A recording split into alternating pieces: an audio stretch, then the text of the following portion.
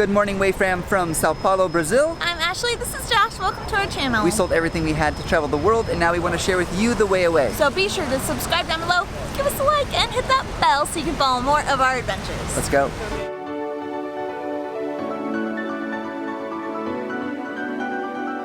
Today we are super excited to be in Brazil. It's our first time in Brazil. It is our first time in South America. I can't believe we're here. And to start things off, we're gonna learn the secrets of Sao Paulo, and we're gonna take a walking tour. Link is in the description if you want to check it out. Yeah, it's an Airbnb experience, something that we just started doing, and we've had great experiences so far. All right, let's go see what Sao Paulo has to offer.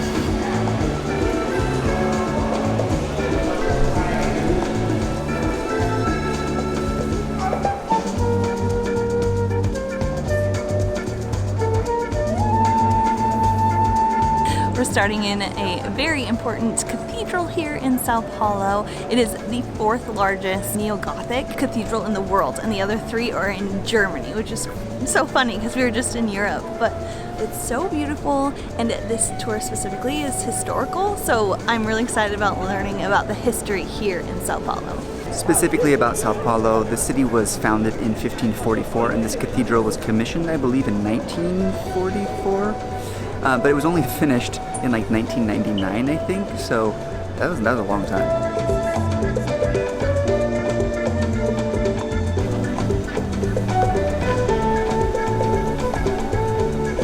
That is the biggest group of people for a free walking tour I've ever seen.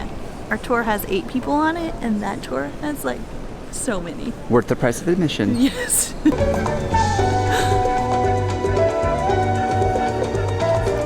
The first thing that I have learned that I've never even heard before after being in a bazillion cathedrals is that the Vatican is the one that decides to name a church a cathedral. So you start out as a church, they give you the title of cathedral, and they give you a chair to represent, I guess, what cathedral means chair in Latin or something similar to that. I've never heard that before, no idea. I always just thought the cathedral was a cathedral, but I didn't know it was like an upgrade.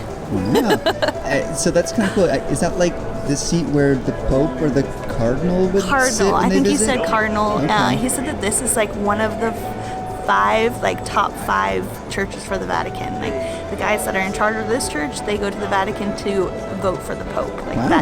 they're that important. I had no idea. No clue. I didn't know it was here in Sao Paulo. Good on you, Catholics.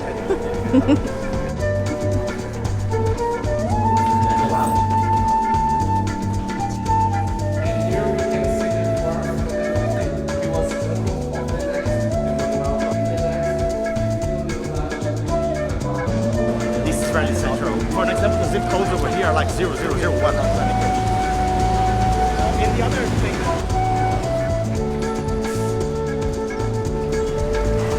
Just across from the cathedral area is this.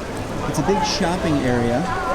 And our guide said that this is where you find all the cheap stuff. Not necessarily the best quality products, but all the cheap stuff. And if you want to come Christmas shopping, this is the place just across from the cathedral. Being in Brazil, I think of the Amazon. We are not even close to the Amazon right now. We're in Sao Paulo, but every time I see trees or birds, I feel like I'm really close to the Amazon and I get so excited. I've never seen trees like this before. It's like the canopy. He built a 3-floor house on the top of the building and moved in with his family. So there is a mansion on the top of this building that he used to prove people that it was safe to live there.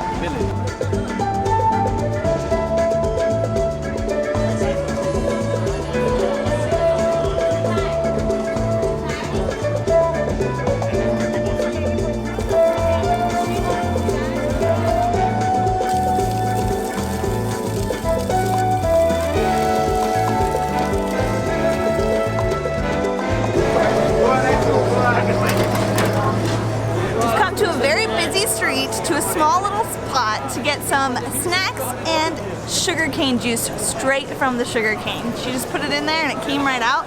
I've never tried this before. You can't really get much fresher than this. Did they add anything? No, you can get it with different fruits and stuff, but we decided to just go all natural. That's literally sugar water.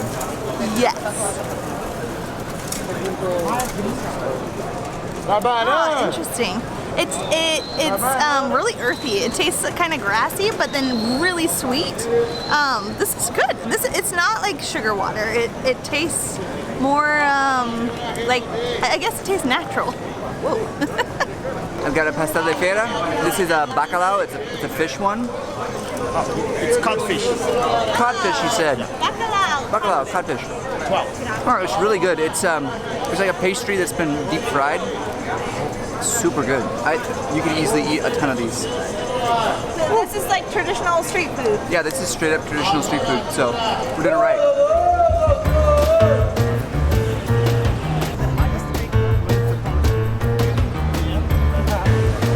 It's like the monastery in 1922. The city is surrounded by mountains only on the north side. We're going to take a view from that point.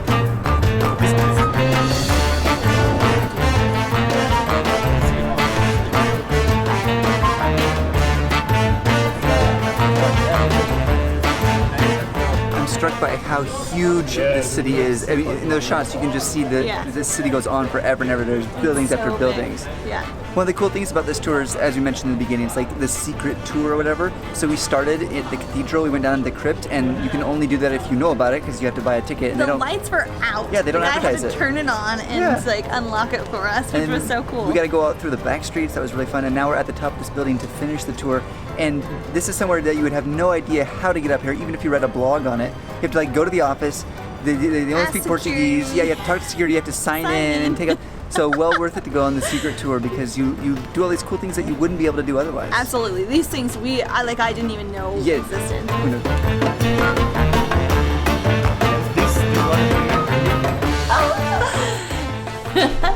Okay, we've been having issues with the microphone, so Ashley was doing an audio check for us, and she was insulting my mother. You cannot leave that. Yes, we're leaving that in. You can't. That's what she's laughing about. Oh my She insulted God. you, Stacy. Anyways, hello. We just got done with the tour. It is getting really dark out. That's why we have the lights on. That's why we look all yellow. crazy. It's like 6 p.m. now. Yeah. And In England, we were above the equator, and so we were fairly north, and Uh-huh. it stayed brighter longer. And now or seems to. very south, and Yeah. 6 o'clock. It's pretty much dark. Yeah, so no more filming today because, it's dark out. And we aren't super acquainted with Sao Paulo, so you don't want to be out at night. Yeah, but we had a wanted really good to time. talk about what our first impressions are of Brazil because we've never been to South America before, Uh-huh. and I really didn't have that many expectations. I didn't know what to expect. The only thing I know about Brazil is that everyone seems to tell us it's really dangerous. Yeah. If I'm honest, that's- stereotypical things, Right, Because but- that's what we've heard. But then again, people have said the same thing about Mexico, like, oh, don't go to Mexico, it's Yeah. really dangerous. And we felt like no problems. But there's a big economic downturn recently is what we Yeah. heard. A recession. Yeah, recession, there you go. Yeah. So that has something to do with it. So we don't know a whole lot about the political climate or the recession or about any of the supposed dangerousness of the area. We're just going to share our actual impressions of what we've experienced so far. We've been here for a week. We just haven't filmed. This is the first day that we filmed because we were working the rest of the days. Yeah, we haven't done anything in a week. Except for that city tour we did just today. Yeah, outside of our apartment. Yeah. And but the cool thing is, so first impressions of Brazilians in general is that they are so friendly and so nice. Literally every single person that we've interacted with has been extremely friendly. Yeah. Even if they don't speak English.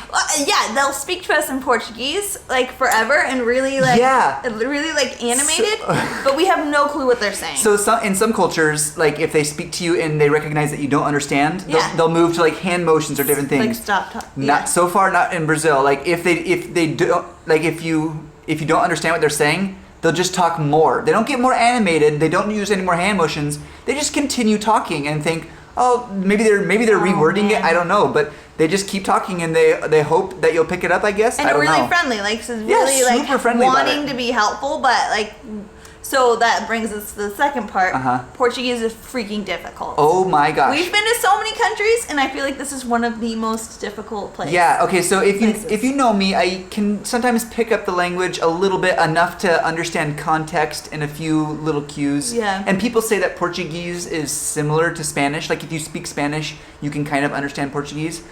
We know Spanish a little bit. but I do not understand Portuguese at all. No. I can't pick out a single word when they're talking. They are similar, but in the way that they're spoken or said, it's completely different. I'm like queso is the word for cheese in Spanish. We actually just bought some cheese, and it looks like it's spelled queijo. Like that's what it looks like it's spelled. Like I don't know if that's how you pronounce it, but it just hearing someone say queijo, I wouldn't know that they were trying to say queso. Yeah. You know, which is obviously a very American sounding version of the Spanish word for cheese, but you know, it doesn't compute. And so we're in the biggest city in Brazil. I think Sao Paulo is the biggest city, I think, in South America. I believe so. And it is massive. It's massive. It's so big. And then the other thing is it reminds me of Bangkok. Because Bangkok just goes on forever. Yeah. Well, like on the tour today, we went to the top of the building, and you could just see. You couldn't see anything but skyscrapers everywhere. It's crazy. But what I was gonna say is that it's like a large city, a very economical city, but it seems that a lot of people don't speak English. Yeah. And so we're like some people do, and they speak impeccable English. Yeah, and they always say, "I'm sorry for my English," and we're like, "No, you sound great." But after coming from Europe, where a ton of people speak English, aside from their first language, here it's been a lot more difficult to communicate. Yeah, so here would be sort of like the New York of South America, and as you're going along the streets, normal everyday life, most people that we've interacted with don't speak English. However, we're in an area called Jardins. It means garden, and it's sort of a nicer area. And pretty much everywhere we've been here, like 60 to 70% of the people we've spoken with speak English. But like the cashier at the grocery store doesn't necessarily speak English. Every cashier we've seen like 6 or 8 times now. They always ask us something. And they always ask us, and we're just like, I just said no. Yeah, last time he was like, blah, blah, blah, blah, and Ashley goes, no. It's just, yeah. But the coffee shop we go to, everyone speaks English. Yeah, that's true. Yeah, so those are like first impressions. Yeah. Like I think that after being in Brazil for a longer period of time, maybe our opinions will change. Maybe our impressions will change. But from the very beginning, like,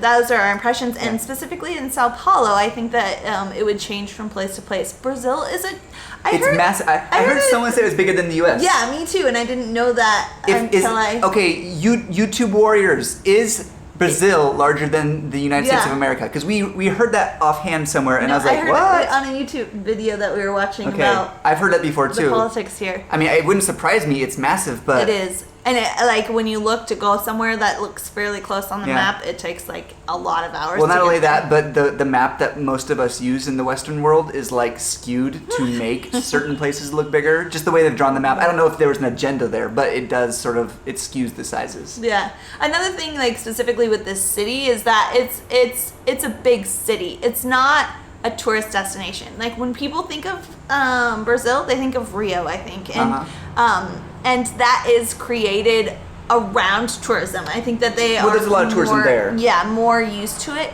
This is a working city, so when you visit Sao Paulo, you're getting people's actual lives. You're getting like an actual city where people are hustling and bustling and going, having lunch breaks and things like that. And so it's a different feel. Yeah, because there's certainly nice places, but they all feel like living and working places. Yeah. I haven't seen anything that seemed overtly touristic or designed to just really impress visitors, which I kind of appreciate. I enjoy that. We're not saying that's bad. It's just it's a different take on a city. Then again, we haven't seen a ton. This is first impressions. Yeah. Another thing that I have really liked is that like every other place that we've gone, if it's either a little bit upscale or like a chain, they all have the Apple Pay or the Android Pay, so you can pay with your phone. Our credit cards have all worked fine here, pretty much everywhere. Most places take credit card. The bus, however, takes only cash, and you should have small bills. Yeah, and so the bus and the metro are the same price. Doesn't matter where you're going on the line. $4 real. $4 real, which is about $1. So really cheap. But another option is Uber, which is also really cheap. And we were talking to our tour guide today, and he was saying that Uber's the largest market, or Brazil's the largest market. No, Sao Paulo is the largest market for Uber, period. Because it's such a giant city, but like even the guys on the tour were saying they haven't waited more than like 3 minutes for an Uber to show up. Yeah. So it's a great way to travel around, and it's not dangerous to use Uber. Right. I'd say on average we spent about $5 to $6 to drive for around 20 to 30 minutes. Yeah. If the public transportation is not in your area, Uber's the definite way to go. Totally. But public transportation, because it only costs $1 each way, is definitely the cheapest option. So you can think about it, we'd spend $2 and twice as long, or spend $5 and take less than half. Yeah, so sometimes we do the math in our Sometimes head we're and like, we're like, it's worth it. I want to go home. Okay, well, I think that's good for first impressions. Have you guys been to Brazil? Have you been to South America? What are your impressions of here? I'd like to hear from you guys. Yeah. Did anything we say strike you as like, whoa, that doesn't sound right? Yeah, do you think any of our first impressions will change later on? I'm curious if you think that as well. Yeah, because I know like some places we go, like in Paris, people are like, did you like Paris? Were the Parisians kind of rude? And I was like, no, everyone was amazing in Paris. And people are like, really? So I wonder if it's like, no, I wonder if people are like, oh, people in Sao Paulo are really rude. Yeah. I don't know, I'm curious. Also, like, the green of everything. It's so lush. I just love it. I mean, that means it rains a lot because it needs to keep everything green. It was raining today. I just love it. Yeah. And I'm so excited to see more of the green and the water and, like, birds and, so cool. Well, as you can see, we are sitting on a lovely couch. We have an apartment that we've rented through Airbnb here. Yeah. We will show that to you in a video coming up soon. But for now, we just want to sign off and say good night. Buona noche. Bon noite. Bon noite. Bon noche. Bon noite. I think it's bon noite. Good night. Bye from Brazil. Sao Paulo. Brazil. Sao Paulo. Okay, bye.